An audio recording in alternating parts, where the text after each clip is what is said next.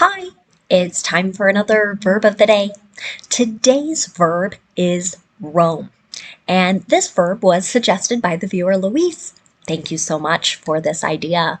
Now let's spend a moment talking about how to use this verb.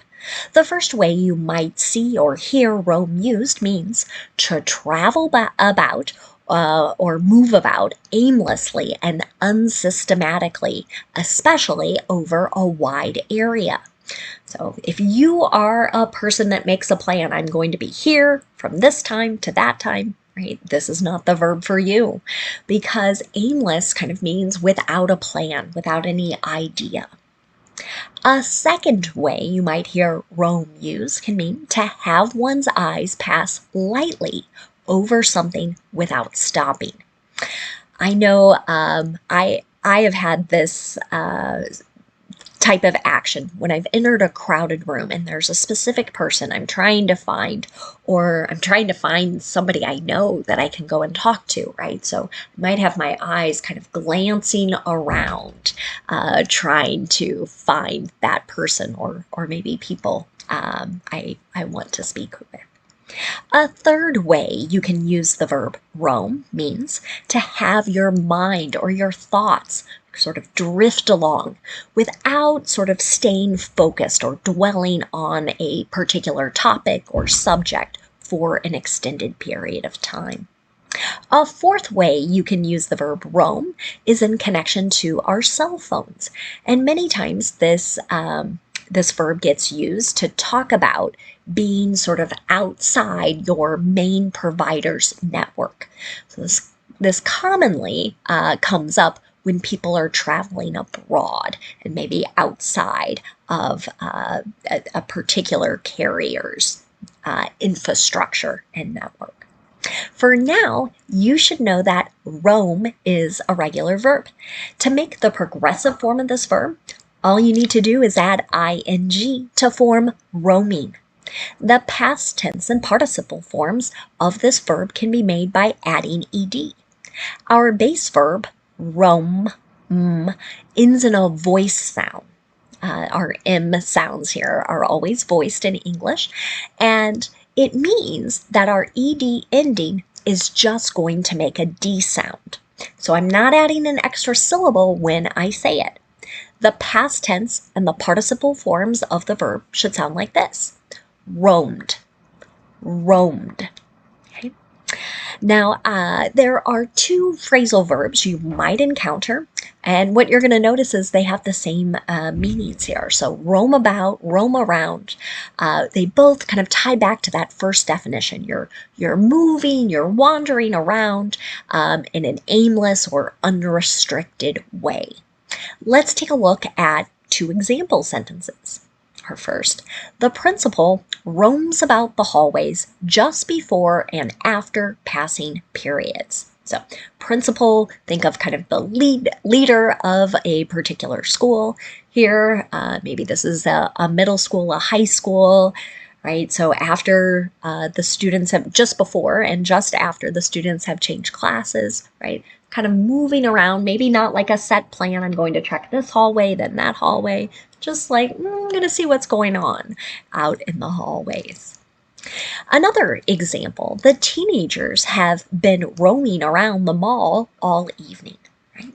So maybe you've done this in your youth, but there's no specific plan, right? The teenagers weren't like, we have to go to this one store, get this one thing, and go home, right? They're just going to kind of, who's here? Let's check this out. Let's check that out. No set plan. Okay. Now, let's continue practicing our verb of the day, and let's review how we talk about ability in English. So many times we use modals to talk about ability, but that's not the only way you'll hear people express that in English. Another way to talk about ability is with be able to. Okay? And when we think about ability, we can think about it in the past, in the present, and in the future. Okay? So we're going to take a look at some example sentences, and we'll start with the past ability. Okay? If you want to use a modal to make a past ability sentence, right, you're going to start with your subject. You'll use the modal could, C-O-U-L-D. And notice when I say that, could, the L is not making a sound. That's always a little tricky for some of my students. And then you're going to use the base verb. Okay, so an example of this might be, bison could roam throughout the plains. Bison was, it still exists. It's an animal. You might also know it as buffalo. But these animals, right, would just wander around kind of the middle part of the United States. They were nearly hunted to extinction, late 1800s, early 1900s, but their population is growing today. But that's why I'm using past ability, right? So hundreds of years ago, they could roam, okay? Another way to say that is to use my past form of be, okay? So because I'm talking about a large group of animal here, bison were able to roam throughout the plains. Again, same meaning. We're talking about ability in the past. Now, if you want to make negative sentences with past ability, we're going to need to insert not after our modal could, or we would use were not or was not able to. So let's look at two more examples. He couldn't roam around the stadium. He wasn't able to roam around the stadium here. Maybe we're talking about a teenager. Parents just don't feel like, oh, it's not safe for you to just walk wherever you want without telling us where you're going or maybe us joining you. Okay. Now you can make yes or no questions to ask people about their past ability. To do that, again, you've got two choices. Start with could, then you'll have your subject and then your base verb, or use a past form of be, your subject, able to, and the base verb. Okay, so let's look at those last past examples. Could you roam the streets there? Were you able to roam the streets there? So here someone might really be asking about your comfort level. Maybe you're on a trip in a different city, state, or country. Right? I just kind of want to know, like, did you feel safe just walking around? Now let's talk about present ability. Okay, again, we've got two ways to do it. When we talk about the present, we're going to change our modal to can, C-A-N. But then you're going to notice the same pattern. Right? If we want to use be able to, we're just going to use the present form of be. So am, is, or are. We'll have to pay our attention to our subjects there. So let's look at some more examples. Our cat can roam the neighborhood. Right? So here we might be talking about that kind of wandering around. Some people just let their pets out. Another way to say that, our cat is able to roam the neighborhood. Okay. If we want to do negative, again, same idea. We put our not after the modal or not after our be verb. Let's look at two more examples. Poultry can't roam due to the risk of bird flu. Or poultry isn't able to roam due to the risk of bird flu. So maybe you don't know what that is, but an illness that can be very deadly to turkeys, chickens, that would be poultry in case that's a new word as well. But sort of outside birds have the ability to pass that disease to livestock.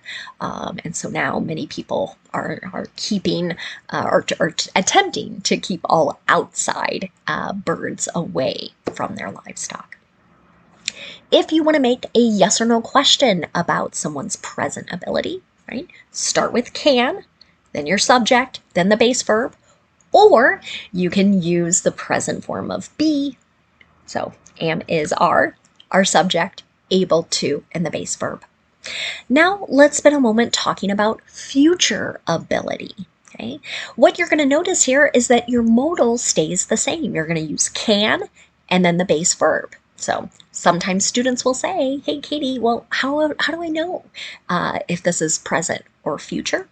Many times it depends on the context. There might be some time signals indicating that, or it might be understood as part of a larger conversation. So let's, before I look at example, let me tell you the second way to make ability sentences.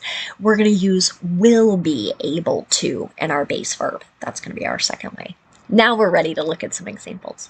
She can roam for free in 30 countries on our plan, or she will be able to roam for free in 30 countries on our plan. So the reason I listed this as future is I was thinking about a salesperson trying to sell someone on a particular cell phone plan or a particular carrier, right?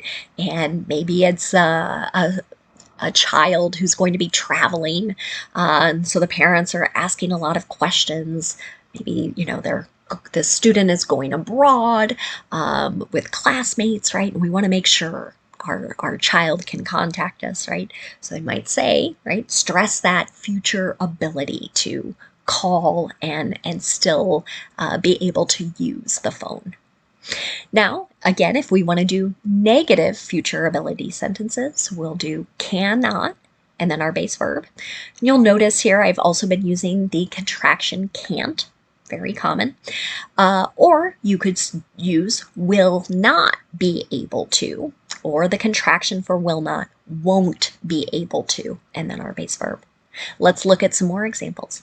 They can't roam around in this museum, or they won't be able to roam around in this museum. So again, maybe families making plans for the summer, talking about what their children are going to be able or not be able to do as they visit new places. Finally, let's look at our last example here. Again, we can ask yes or no questions in the future.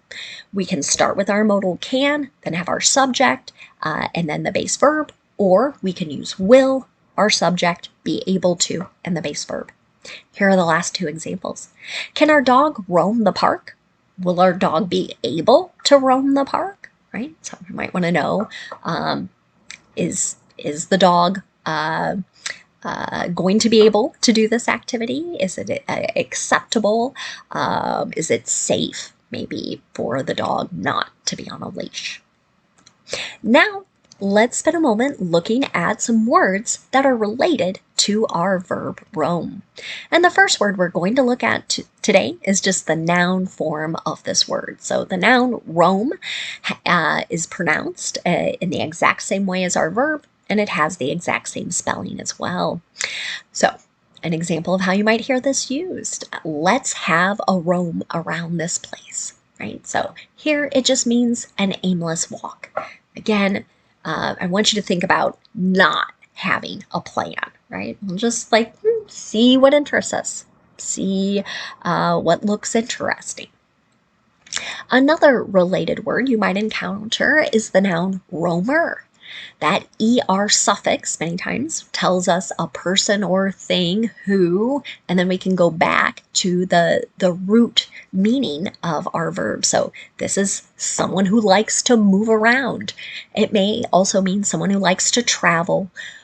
And these, again, are not your planners. So they might not have a clear idea of what they want to see or what they want to do.